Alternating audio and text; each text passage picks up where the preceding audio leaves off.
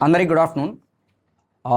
So మన సత్యసాయి జిల్లాలో December 3 Kia police station లిమిట్స్లో మన ఒక extortion come robbery case register చేయడం జరిగింది. అదేవిధంగా ఫిబ్రవరి మంత్లో కనగానపల్లిలో కూడా ఒక same extortion come robbery case ఒకటి రిజిస్టర్ చేయడం జరిగింది. ఈ రెండు కేసుకు మధ్యలో కూడా 3 months గ్యాప్ ఉంది. సో ఇది మనకి సూరత్ నార్త్ ఇండియా నుంచి మన బెంగళూరుకి ఎక్స్పోర్ట్ ఇంపోర్ట్ బిజినెస్ చేస్తున్న వాళ్ళు సంబంధించిన మనీ ట్రాన్సాక్షన్స్ని ఇంటర్వీన్ చేస్తూ ఈ రాబరీ చేయడం జరిగింది. దీనిలో ఫస్ట్ అఫెన్స్లో 2,75,00,000 పోయింది. అదేవిధంగా రెండవది అఫెన్స్ కనగానపల్లిలో 3,05,00,000 వరకు పోయింది. అన్నీ కలిపి కూడా 5,80,00,000 టోటలీ ఈ రాబరీ జరిగింది. దీని మేరకు మనం టోటలీ 10 టీములు ఫామ్ చేయడం జరిగింది. 10 టీములు ఫామ్ చేస్తూ ఈ కేసుని మనం డిటెక్ట్ చేశాము. దీంట్లో టోటలీ 10 అక్యూజ్డ్ టోటలీ ఇన్వాల్వ్ అయిన అక్యూజ్డ్ 21 మంది ఇన్వాల్వ్ అయ్యారు. దానిలో మనం ఈ కేసులో ఎవరు ఇంపార్టెంట్ అంటే ఎవరు ఎంటైర్ ఈ అఫెన్స్ని ప్లాన్ చేశారో వాళ్ళ పైన ఫోకస్ చేస్తూ టాప్ 10 అంటే దీనిట్లో ప్లానింగ్ ఎవరు మాస్టర్ మైండ్ ఉన్నారు, ఎవరు సిమ్ అరేంజ్ చేస్తారు, ఎవరు లాజిస్టిక్స్ అరేంజ్ చేస్తారు, ఇదన్నీ కూడా ఎవరు కోఆర్డినేట్ చేస్తారో వాళ్ళ పైన కాన్సన్ట్రేషన్ పెట్టి టాప్ 10 మందిని మనము ఫస్ట్ ప్రయారిటీగా అరెస్ట్ చేయడం జరిగింది. దీంట్లో రిమైనింగ్ 11 మంది కూడా అమౌంట్ కోసము సపోర్ట్కి వచ్చిన వాళ్ళందరినీ కూడా ఇప్పుడు అరెస్ట్ చేయాలి. ఎప్పుడు ఈ టాప్ 10 మందిని మనము అరెస్ట్ చేసాము అప్పుడు ఆ 11 మందికి కొంచెం ఇన్ఫర్మేషన్ తెలియకపోవడం వల్ల అబ్స్కాండింగ్లో ఉన్నారు. ఆ 11 మంది కూడా మనకి ఓన్లీ సపోర్ట్ పాయింట్ ఆఫ్ వ్యూలో వచ్చారు కాబట్టి వాళ్ళని కూడా మేము త్వరగా అరెస్ట్ చేయడంలో మనకు కష్టమేం లేదు, త్వరగా అరెస్ట్ చేస్తాం. దీనిట్లో వాళ్ళు అఫెన్స్ జరిగినప్పుడు నుంచి కూడా దీనిట్లో ఒక కారుని 3 కార్ వచ్చి ఇంటర్వ్యూన్ చేస్తారు. అన్నీ కూడా నేషనల్ హైవేస్లోనే చేస్తారు. ఇంటర్వ్యూన్ చేసిన తర్వాత వాళ్ళు కారులో ఎవరు ఉన్నారో వాళ్ళని ఎక్కడైనా డ్రాప్ చేసేస్తూ దాంట్లో ఉన్న అమౌంట్ని తీసుకొని వెళ్ళిపోతారు. ఇలాగా 2 అఫెన్స్లో కూడా 3 కార్ వచ్చి ఇన్వాల్వ్ అవ్వడం జరిగింది. తరువాత మేము దాదాపు around 85 to 90 toll gates around almost 450 kilometers ఎంటైర్గా మనం టవర్ డంప్ తీసుకోవడం, technical analysis cum CCTV camera analysis cum మనకి టోల్ గేట్ అనాలిసిస్, ఇది ఆల్మోస్ట్ మనం ధర్మపురి, సేలం, హొస్పేట్, ధర్మపురి, బెంగళూరు, హొస్పేట్, ధర్మపురి, సేలం, కొన్ని కార్స్ మదనపల్లి ద్వారా వెళ్ళినది. ఇది అన్నీ కలిపామంటే అన్నీ కూడా సేలంలో వెళ్ళి జాయిన్ అయినది మనకు అర్థమైంది. సేలం నుంచి మళ్ళీ అన్నీ కూడా కేరళకి వెళ్ళినది మనం ఐడెంటిఫై చేసాం. సో అప్పుడు మనకు అర్థమైందంటే ఈ గ్యాంగ్ అనేది కేరళకి చెందిన గ్యాంగ్ అనేది మనం ఫస్ట్ ఐడెంటిఫై చేయడం జరిగింది.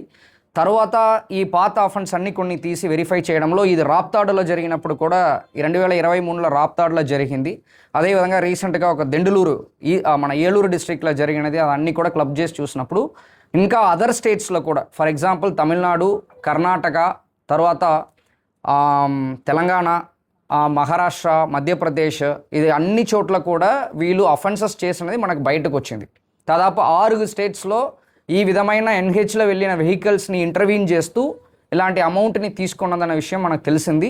సో ఆ పాత అక్యూజ్ లిస్ట్ అన్ని తీసుకున్న తర్వాత దీనిపైన మనం మనం అనాలిసిస్ చేయడం జరిగింది. ఈ ఇన్డెప్త్ అనాలిసిస్లో మనకి చాలా ఇంపార్టెంట్ పర్సన్ అయిన సిరిల్ మాథ్యూస్ అనే వ్యక్తిని అరెస్ట్ చేయడం జరిగింది. ఈ సిరిల్ మాథ్యూస్ అనే వ్యక్తియే ఈ entire offence master mind. Actually ఈ వ్యక్తి పర్ఫార్మెన్స్ కూడా గతంలో ఎక్కడ ఉన్నారంటే గతంలో కూడా నేపాల్లో ఉండడం అనేది జరుగుతుంది. నేపాల్లో ఉన్నదిని కూడా మనం ఐడెంటిఫై చేసాము. తర్వాత నార్త్ ఇండియా అంటే మనకి సిక్కిం, తర్వాత మనకి ఇక్కడ కూడా అంటే మనకి యూపీ, వెస్ట్ బెంగాల్, ఇది అన్నిట్లో కూడా వీళ్ళు ఉండడం అనేది ఐడెంటిఫై చేస్తూ మన కంటిన్యూస్గా over a period of 2 months మనం మానిటరింగ్ చేస్తూ చివరికి ఈ మెయిన్ మాస్టర్ మైండ్ సిరిల్ మాథ్యూస్ని మనం పికప్ చేయడం జరిగింది. దీనికోసం మన టీం చాలా కష్టపడ్డారు. బికాస్ ఈవెన్ దో మనకి కింద లెవెల్లో అంటే ఇప్పుడు నేను ఎవరు అబ్స్కాండింగ్లో ఉన్నారో వాళ్ళ ఇన్ఫర్మేషన్ అన్నీ మన చేతిలో ఉన్నప్పుడు కూడా మేము ఎవరిని అరెస్ట్ చేయట్లేదు. ఎందుకంటే వాళ్ళని అరెస్ట్ చేస్తామంటే మెయిన్ మాస్టర్ మైండ్ అలర్ట్ అవుతారన్న ఉద్దేశంతో పాటు ఈ మాస్టర్ మైండ్నే మనం ఫస్ట్ ఎయిమ్గా పెట్టుకున్నాము. మాస్టర్ మైండ్ అరెస్ట్ చేసిన తర్వాత షియాబుద్దీన్, తర్వాత ఇలాంటి ఒక స్టార్టింగ్ 10 మంది మీకు లిస్టులో ఇవ్వడం జరిగింది. మెయిన్ సిరిల్ మాథ్యూ, వీళ్ళు 15 కేసులో ఇన్వాల్వ్ అయ్యారు, similar type of cases. Next Shiabuddin already arrest చేశాము. ఈ వ్యక్తి 19 కేసెస్లో ఇన్వాల్వ్ అయ్యారు, సేమ్ కైండ్ ఆఫ్ అఫెన్సెస్. తర్వాత ఆసిఫ్ అహ్మద్, ఈ వ్యక్తి లాజిస్టిక్స్ హ్యాండ్లర్. ఆసిఫ్ అహ్మద్ అనే వ్యక్తి ఈ వెహికల్స్ అరేంజ్ చేయడము, మెన్నిని అరేంజ్ చేయడము, కింద లెవెల్లో ఎవరు జస్ట్ ఒక 5 లక్షలు 6 లక్షల కోసం వాళ్ళు సపోర్ట్కి వస్తారు, నంబర్ కోసం వాళ్ళని అరేంజ్ చేయడం అనేది మన థర్డ్ ఇంపార్టెంట్ ఆసిఫ్ అహ్మద్ చేస్తారు. 4వది శరత్, ఈ వ్యక్తి ట్రాకింగ్ అంటే ఈ ఎంటైర్ వెహికల్స్ని ట్రాక్ చేయడం, మానిటరింగ్ చేయడం కూడా శరత్ అనే వ్యక్తి చేస్తారు. తర్వాత అప్పు కేఎం, ఈ వ్యక్తి కూడా supporting gang member, important person, వాళ్ళని అరెస్ట్ చేశాము. Srikanth alias Vishnu, main driver. ఇది యాక్చువల్లీ ఏ అమౌంట్ని వాళ్ళు పికప్ చేస్తారో అమౌంట్ని సేఫ్గా తీసుకొని వెళ్ళి హ్యాండ్ ఓవర్ చేయడం ఈ విష్ణు అనే వ్యక్తి చేస్తారు.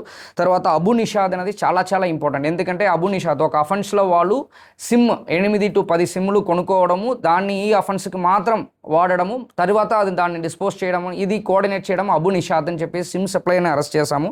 తర్వాత నిషాద్ విఎస్, తర్వాత ఉన్నికుట్టన్, మునీర్, షినోజ్, వీళ్ళందరూ కూడా ఈ టాప్ 7తో పాటు ఎప్పుడు వాళ్ళకి తోడుగా ఉండి అవైలబుల్ ఉన్న ఈ ముగ్గురిని కూడా అరెస్ట్ చేయడం జరిగింది. ఈ 10 మందికి కూడా ఒక్కొక్కరికి ఒక్కొక్క రోల్ ఉంది, they are very important persons.